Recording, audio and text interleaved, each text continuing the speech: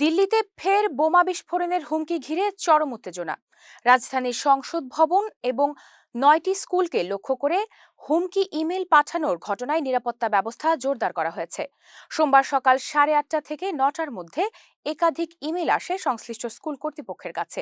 ইমেলে দাবি করা হয় নির্দিষ্ট কয়েকটি স্কুলে বোমা রাখা হয়েছে এবং দুপুর 1:11 বিস্ফোরণ ঘটানো হবে।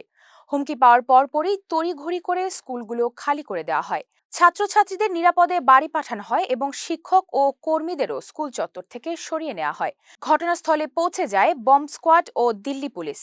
পুলিশ সূত্রে জানা গেছে, প্রতিটি স্কুলে চিরুনি তল্লাশি চালানো হচ্ছে। এখন পর্যন্ত কোথাও কোনো সন্দেহজনক বস্তু উদ্ধার করা হয়নি, তবে সতর্কতার কোনো ঘাটতি রাখা হচ্ছে না। শুধু তাই নয়, আগামী 13 ফেব্রুয়ারি সংসদ ভবনে বিস্ফোরণের হুমকিও দেওয়া হয়েছে বলে জানিয়েছে পুলিশ। গোটা বিষয়টি অত্যন্ত গুরুত্ব দিয়ে তদন্ত করছে নিরাপত্তা সংস্থাগুলি। কে বা কারা এই ইমেল পাঠিয়েছে তা শনাক্ত করতে সাইবার সেল সক্রিয় রয়েছে। দিল্লিতে সাম্প্রতিক সময়ে একাধিকবার বোমা হামলার হুমকি এসেছে। এর আগেও জানুয়ারির শেষে 5টি স্কুলে ইমেইলের মাধ্যমে বিস্ফোরণের হুমকি দেওয়া হয়েছিল।